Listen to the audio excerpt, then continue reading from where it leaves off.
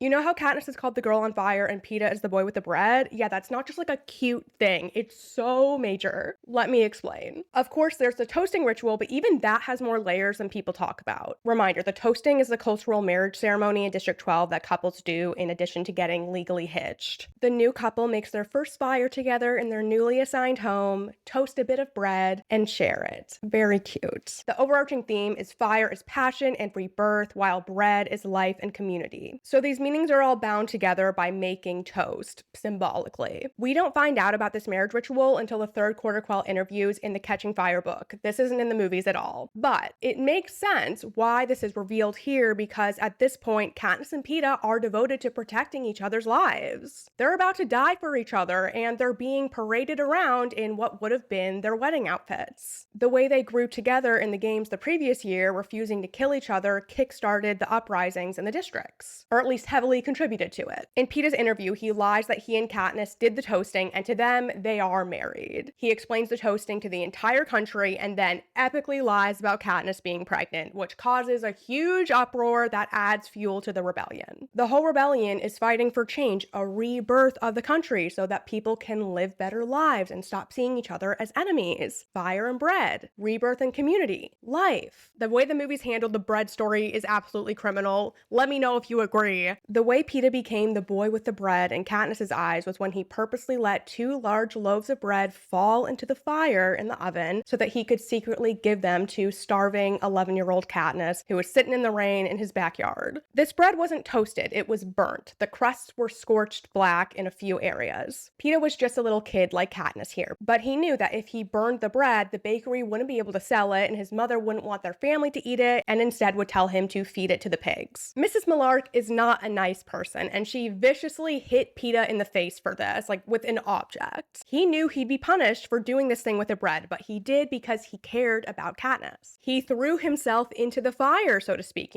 putting himself in harm's way, throwing the bread into the fire, and throwing the bread to Katniss, who is this symbolic fire. As she carried the loaves home, the heat of the bread burned into her skin, but she clutched it tighter, clinging to life. That's a quote from the book. This exchange forever linked them together, at least in Katniss's eyes. To her, this is the moment a stranger saved her and her family's lives without her asking for his help and without him asking her for anything in return. A moment of genuine community. This bread gave her hope and reignited her fiery drive for survival, a second chance at life. The next day after he gave her the bread, she and Peeta locked eyes for a moment across the schoolyard, and when she looked down, she noticed the first dandelion of the year. Seeing this dandelion reminded her of everything her father taught her about hunting and gathering in the forest, and she knew from there how she'd keep her and her family alive. And of course, all this time that Katniss spent in the woods is a huge part of how she made it to the end of the 74th games and got Peeta to the end too. Her experience in nature and hunting skills were essential. You can also argue that Peeta would have died on the last night of the games if it weren't for Katniss's sick archery skills. She had 1 arrow left and used it to make a life-saving tourniquet for his leg. If she was less talented with a bow, she probably would have run out of arrows by that point. She wouldn't have another to spare for him. Another thing I have to mention is that Peeta's a whiz with fires, according to Katniss. She learns this when they're in the games. Peeta is good with fires. Katniss is fire. They're good together. He's good with her. In the trilogy, Katniss describes 2 other people as whizzes, Gale with snares and Finnick with tridents. So they're great with setting up traps and using weapons, and Peeta is great with her and making the fire to cook the food that she catches, being an archery whiz. It's perfect.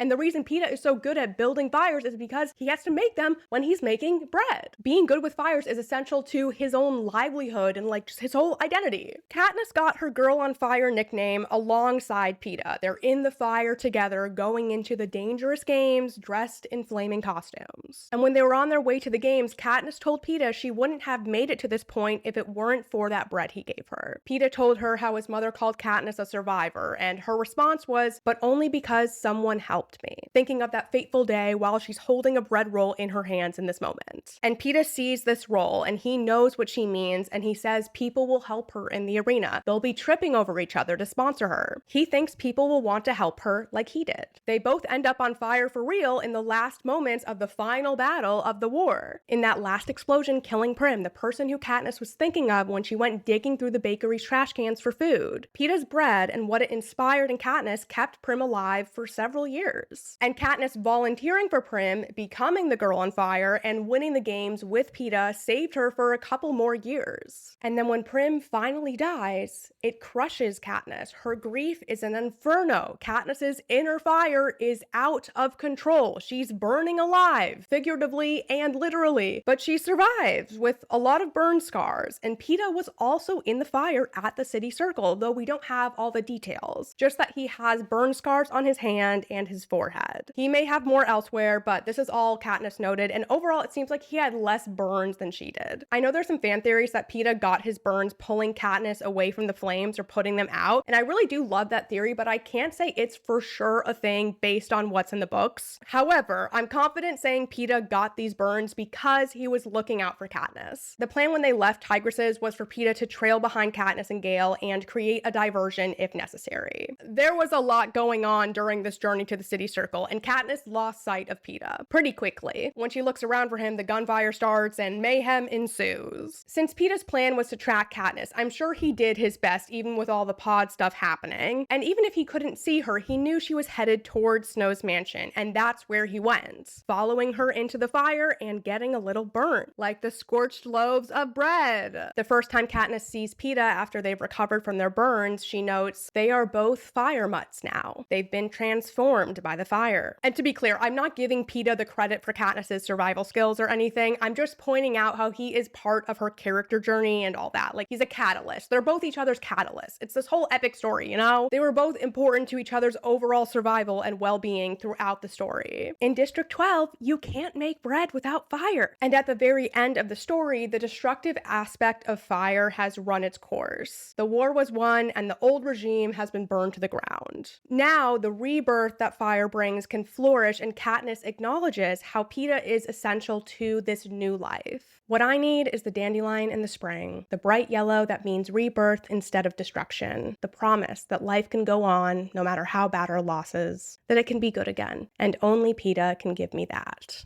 The bread and fire symbolism in this book is a masterclass on writing. It is so good. There's still so many other layers to this, so please share any of your thoughts in the comments about Katniss being the fire and Peeta being the bread, because it's one of my favorite things on the planet.